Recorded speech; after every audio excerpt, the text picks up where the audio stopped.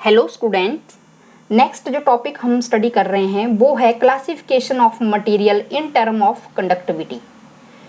या तो एग्जाम में क्वेश्चन ऐसे भी पूछ लिया जाता है कि discuss the variation of conductivity with temperature, और ये आपके पास एक रिलेशन होता है sigma is equal to sigma naught 1 minus alpha बार टी माइनस टी नॉट। ये अब कंडक्टिविटी का केस है। तो आपने effect of temperature on resistance के बारे में स्टडी किया था, उसके बाद आपने स्टडी किया था effect of temperature on resistivity. अब आपके पास है effect of temperature on conductivity, कि अगर टेम्परेचर आप इंक्रीज करोगे तो कंडक्टर्स, इंसुलेटर और सेमीकंडक्टर्स में कंडक्टिविटी कैसे वेरी करेगी विद इंक्रीज इन टेम्परेचर। तो पहले आपको कंडक्टिविटीज़ के बारे में आपको पता होना चाहिए। अब देखो स्टूडेंट्स, आपने किया था सबसे पहले रेजिस्टेंस के बारे में आपको पता ही है कि resistance is directly proportional to length and resistance is inversely proportional to area. तो यहाँ से आपके पास वैल्यू आ जाती थी L/A, ये आपने स्टडी किया है। और डायरेक्टली प्रोपोर्शनलिटी को जब आप हटाते थे तो यहाँ पर रो L/A, तो यहाँ से ये आपके पास वैल्यू आ जाती थी रेजिस्टिविटी की। रेजिस्टिविटी की वैल्यू आप ऐसे लिख लेते थे RA/L। अब ये जो रेजिस्टिविटी है, ये जो आपने रो लिया है, तो रेजिस्टिविटी जो कंडक्टिविटी होता है ना, कंडक्टिविटी को आप सिग्मा से डिनोट करते हो। कंडक्टिविटी को हम सिग्मा से डिनोट करते हैं, और कंडक्टिविटी होता है reciprocal of resistivity. Conductivity this is your reciprocal of resistivity.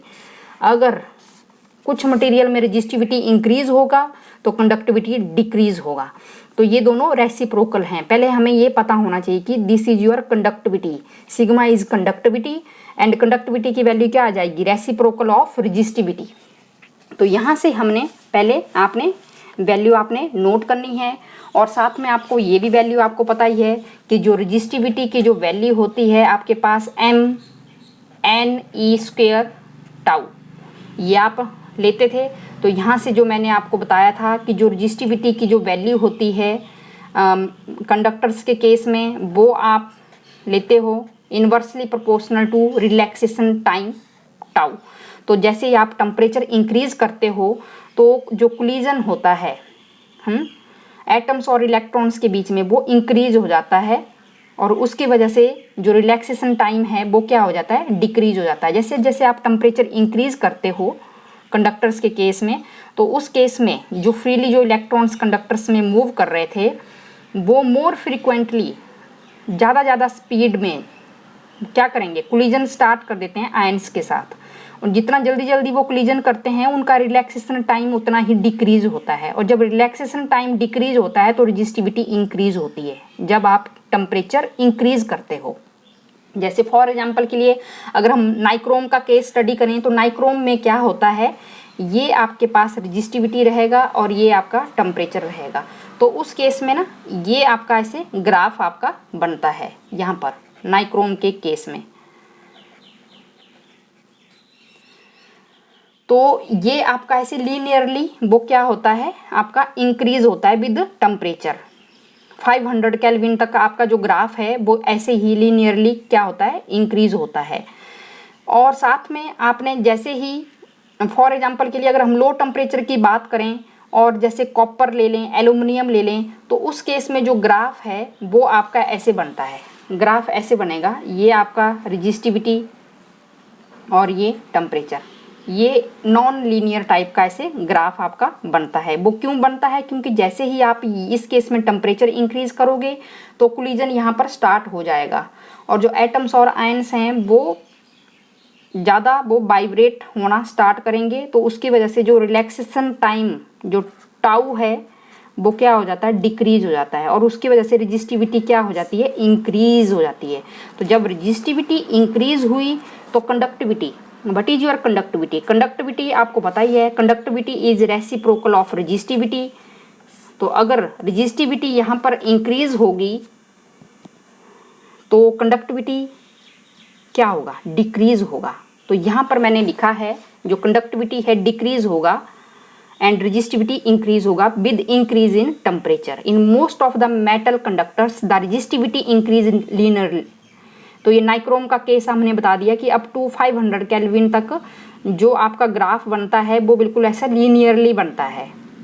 अगर हम लो टेम्परेचर की बात करें, जैसे कॉपर ले लें, जैसे जो कनेक्टिंग वायर्स होती हैं उनके केस में हम स्टडी करेंगे तो उस केस में ये ग्राफ थोड़ा नॉन लीनियर बनता है, क्योंकि जो रिलैक्सेशन टाइम होता है वो डिक्रीज हो जाता है विद इंक्रीज इन टेम्परेचर, और रजिस्टिविटी इंक्रीज हो जाती है। और जब रजिस्टिविटी आपकी इंक्रीज होगी तो कंडक्टिविटी आपका डिक्रीज होगा, क्योंकि दोनों इन्वर्सली हैं। जब दोनों इन्वर्सली होंगे तो आपको ये आपने बताना है किस केस में, कंडक्टिविटी कंडक्टर्स और मेटल्स के केस में।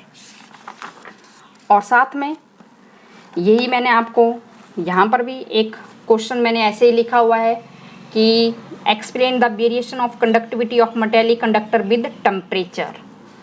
तो वेरिएशन ऑफ कंडक्टिविटी अगर आपने ऐसे भी अगर आप आंसर दे सकते हैं। देखो, इन ए मेटेलिक कंडक्टर जो चार्ज कैरियर होते हैं वो आपको पता है फ्री इलेक्ट्रॉन्स होते हैं, और जैसे ही अगर आप टेम्परेचर इंक्रीज करोगे कंडक्टर्स के अंदर तो जो amplitude of vibration of atoms और ions in the crystal lattice increase हो जाएगा।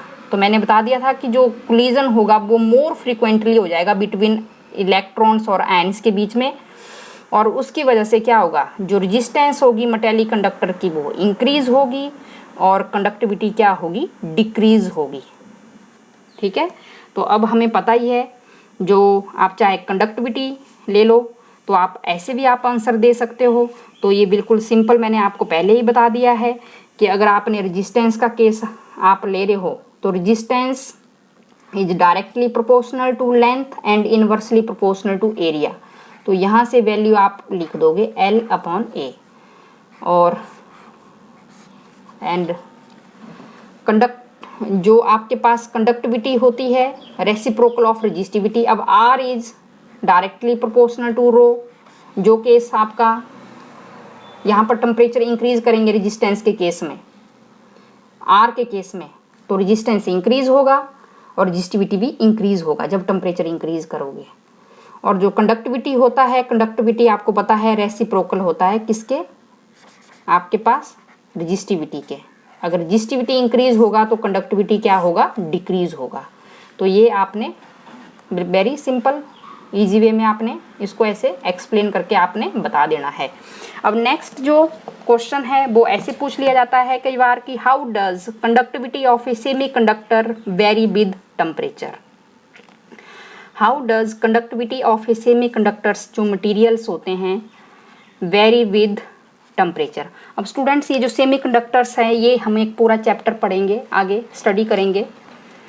अभी आपने जस्ट अभी थोड़ा टॉपिक है तो थोड़ा सा मैं आपको बता देती हूँ कि हमारे पास जो सेमी कंडक्टर्स जो आप मेनली यूज़ करते हैं वो आपका जर्मेनियम और सिलिकॉन इसके एग्जाम्पल्स हैं सेमी कंडक्टर्स के।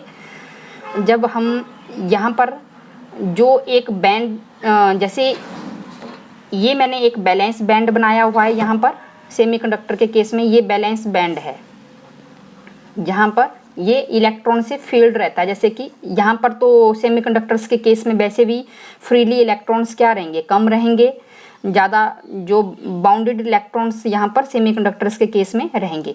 ये आपका बैलेंस बैंड होता है और ये यहाँ पर ये आपका कंडक्टर बैंड होता है, कंडक्शन बैंड।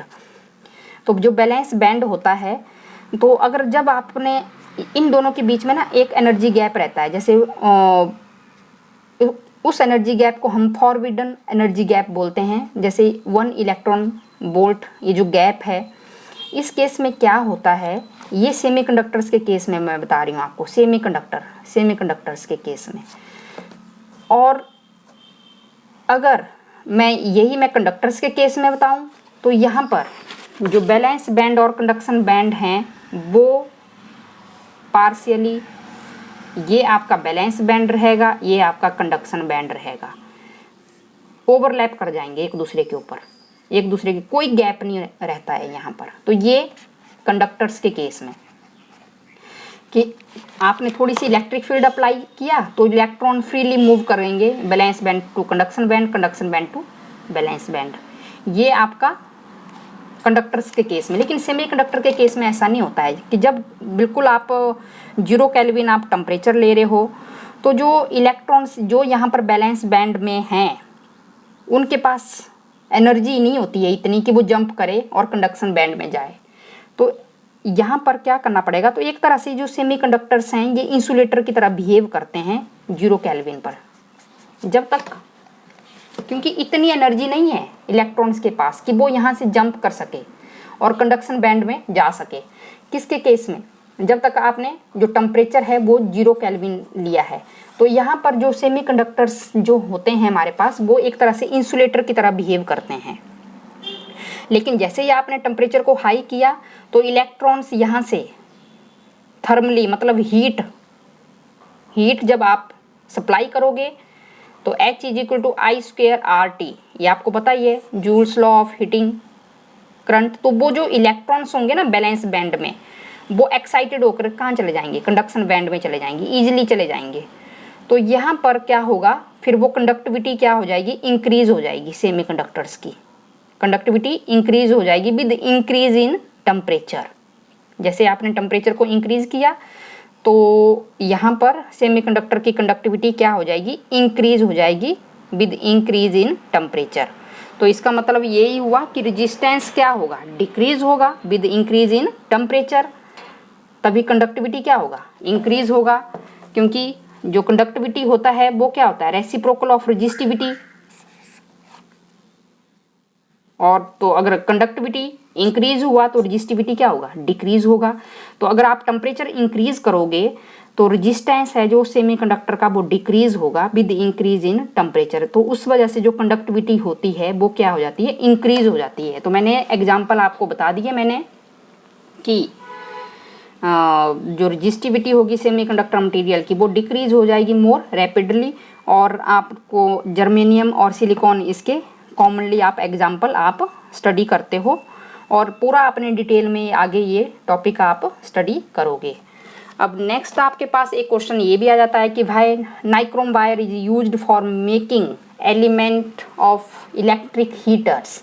ठीक है, तो जो नाइक्रोम वायर्स हैं वो आप क्यों यूज करते हो, जो आपके पास जो इलेक्ट्रिक जो हीटर होते हैं ना वहाँ पर जो वायर्स होती हैं वो आपकी नाइक्रोम से बनी होती है, निकल कॉपर एंड क्रोमियम। क्योंकि उनकी जो रेजिस्टिविटी होती है हाई होती है और कंडक्टिविटी क्या होती है, लो होती है। और जो टेम्परेचर कॉफिशिएंट जो अल्फा आपने निकाला था उसकी वैल्यू क्या होती है, वेरी वेरी स्मॉल। ये भी आपको पता होना चाहिए। अभी आपने ये अल्फा की वैल्यू आपने पीछे आपने नोट की हुई है। तो यहाँ पर जो ये आपको पता होना चाहिए कि यहाँ पर जो नाइक्रोम के केस में जो अल्फा की वैल्यू होती है टेम्परेचर कॉफिशिएंट की, वो वैल्यू क्या होती है, स्मॉल होती है। और रेजिस्टिविटी क्या होती है, रो सिग्मा 1/रो। रो हाई होगा तो कंडक्टिविटी क्या होती है, लो होती है। उसकी वजह से आप उसको जो आपने गीजर वगैरह में जो आपने जो वायर यूज़ की होती है वो किसकी बनी होती है, नाइक्रोम की बनी होती है। जो रॉड होती है जो पानी गर्म करते हैं वो भी किसकी बनी होती है, जो रॉड होती है नाइक्रोम की बनी होती है।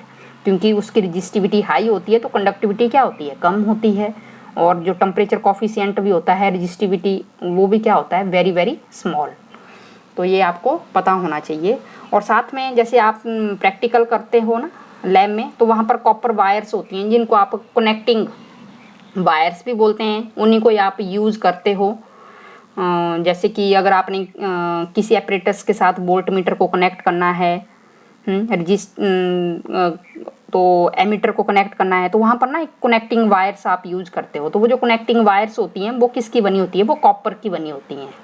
क्योंकि उनकी जो रेजिस्टिविटी क्या होती है, उनकी कॉपर वायर की रेजिस्टिविटी कैसी होती है, लो होती है। जब रेजिस्टिविटी लो होगी तो कंडक्टिविटी उनकी क्या होती है, हाई होती है। तो उसी के लिए वो कॉपर वायर आप यूज़ करते हो कनेक्टिंग वायर के तौर पर। जब भी आप क्या करते हो, प्रैक्टिकल्स करते हो, तो वहाँ पर देखेंगे आप लैब में कि आपके पास कनेक्टिंग वायर दे दी जाती हैं, तो वो किसकी बनी होती हैं, वो कॉपर की बनी होती है। क्योंकि जो उनकी जो रेजिस्टिविटी होती है उनकी वो लो होती है और कंडक्टिविटी हाई होती है। लेकिन जो नाइक्रोम जो वायर होती है उस केस में रेजिस्टिविटी हाई होती है और कंडक्टिविटी लो होती है। तो ये क्वेश्चंस भी एग्जामिनेशन पॉइंट ऑफ व्यू से पूछे जाते हैं। तो ये आपने अच्छे से आपने इसको स्टडी करना है।